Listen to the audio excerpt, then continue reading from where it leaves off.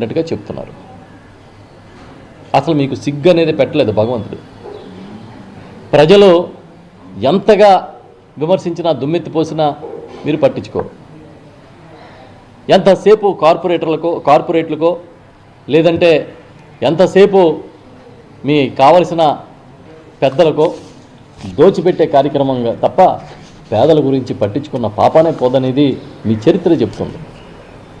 మళ్ళీ ఇప్పుడు సేమ్ 99 పైసలకి ఎకరం ఒకటికి ఇచ్చేస్తారు. ఏమన్నా అంటే ఉద్యోగాలు వస్తాయి, ఉపాధి వస్తుంది,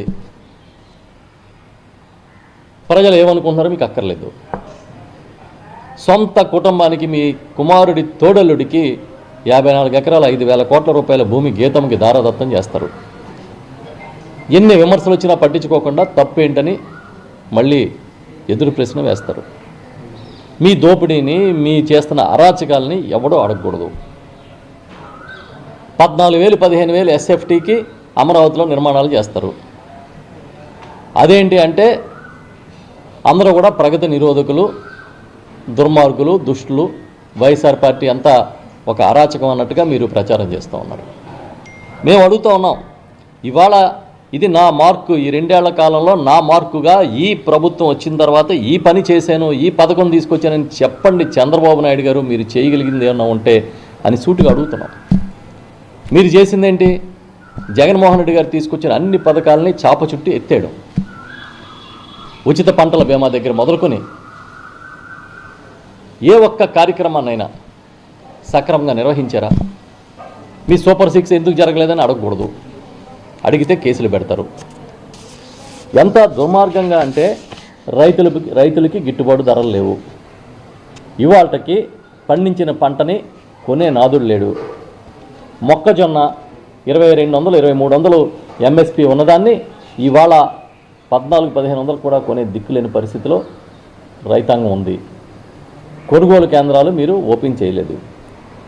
శనగ ఇంచుమించు 10 లక్షల టన్నులు పండితే ఇవాళకి ఒక గింజ కొనలేదు. చాలా తక్కువ రేటుకి రైతులు తెగనమ్ముకునే పరిస్థితి ఉందని మీ పత్రికల్లోనే, మిమ్మల్ని నిరంతరం మద్దతిచ్చే పత్రికల్లోనే రాస్తున్నారు. మీకైనా సరే కొంచెం కూడా రైతులు ఎలా పోయినా మీకు లెక్కే లేనట్టుగా ప్రవర్తిస్తున్నారు. ప్రతిరోజు పత్రికలు చూస్తే రైతుల ఆత్మహత్యలు కనిపిస్తూ ఉన్నాయి. ఇదేమీ మీకు పట్టదు. ఏది చెప్పినా ఏం చేసినా ఒక్క మీ అమరావతి కార్యక్రమం, మీ సొంత మనుషుల జేబులు నింపుకునే కార్యక్రమం తప్ప మరొకటి జరగట్లేదనే విషయాన్ని ప్రజలు గమనిస్తూ ఉన్నారు. ఎందుకంటే మాదిగన్ అనేది వచ్చినప్పటి నుంచి అమరావతి అవినీతి మీద చర్చ జరుగుతుంది ప్రజల్లో. దాన్ని డైవర్షన్ చేయడం కోసం ప్రతిసారి మీరు ప్రయత్నిస్తూనే ఉన్నారు. మీ మంత్రులు అయితే ఏం మాట్లాడుతున్నారో తెలియదు. మొన్న ఒక మంత్రి, సమాచార శాఖ మంత్రి గారు పార్థసారథి గారు, YSR party all Qaeda party అంటున్నాడు ఆయన. అయ్యా పార్థసారథి గారు, 2024 ఎన్నికల వరకు ఎక్కడ ఉన్నారు మీరు? అది ఆల్ ఖైదా పార్టీ కాదు, all welfare party. YSR party all welfare party. అది ప్రజల అందరి సంక్షేమం కోరుకున్న పార్టీ. మీకు అధికారం మారిన వెంటనే, మంత్రి అయిన వెంటనే, అక్కడ కూర్చున్న వెంటనే ఏ పదాలు వాడుతున్నామో మీకే తెలియట్లేదా? ఎక్కడో ఒక మర్డర్ జరిగింది, దస్తగిరి అని ఆయన.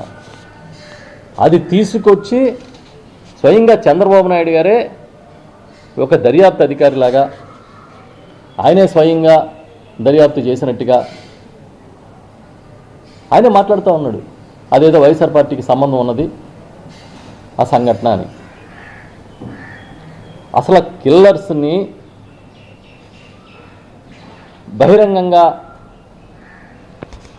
క్రైమ్ చేసేవాళ్ళని ప్రోత్సహించిన చరిత్ర మీది మొదటి నుంచి.